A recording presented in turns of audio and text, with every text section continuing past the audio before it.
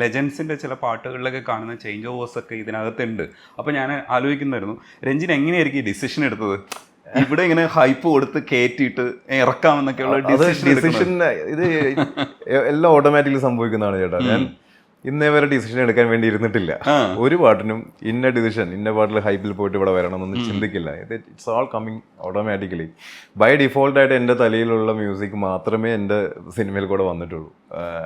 Create ചെയ്യാൻ വേണ്ടി ഇരുന്നിട്ടുണ്ടാവില്ല. അങ്ങനെ ഇരിക്കാൻ എനിക്ക് താല്പര്യവുമില്ല. ഈ അടുത്ത കാലത്ത് ക്യൂൻ എലിസബത്തിലെ പൂക്കളെ വാനിലെ പനിനീർ പൂവുകളെ പകലിൻ നോവുകളെ എന്ന് പറയുന്ന ശിവചേട്ടൻ്റെ വരികളുണ്ട്. ആ വരികൾ നല്ല രസമായിട്ട് ഹരിശങ്കറാണ് പാടിയത്.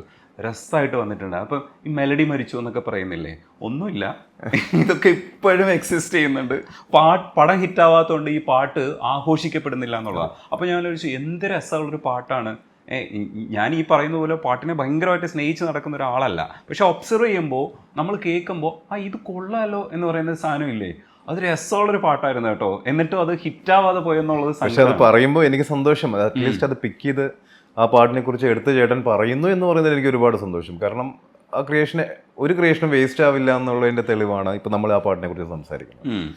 അപ്പോൾ ഞാൻ ഇത്ര മാത്രമേ ഞാൻ ആഗ്രഹിക്കുന്നുള്ളൂ. പൂമുത്തോളം ചെയ്യുമ്പോൾ ഈ പറഞ്ഞ കേരളം മുഴുവൻ അത് പാടി നടക്കുന്നത് ഞാൻ ചിന്തിച്ചിട്ടില്ല. ഉയരുന്നാഥനെ ചെയ്യുമ്പോൾ വിചാരിച്ചിട്ടില്ല. കണ്ണത്ത ദൂരം വിചാരിച്ചിട്ടില്ല. അപ്പോൾ അതുകൊണ്ട് തന്നെ പൂക്കളെ ചെയ്യുമ്പോഴും വിചാരിച്ചിട്ടില്ല. പടം ഹിറ്റായിരുന്നു, അത് സൂപ്പർ ഹിറ്റ് ആയതിനെയോ പാട്ട്. പേസ് മഴ എങ്ങനെയാണ് പടം ഹിറ്റ്, സൂപ്പർ ഹിറ്റ് അല്ല. പടം ആൾക്കാർ അറിഞ്ഞ പടമല്ല അധികം, പക്ഷെ പേസ് മഴയെ എല്ലാവർക്കും അറിയുന്ന ഒരു പാട്ടായി മാറിയത്.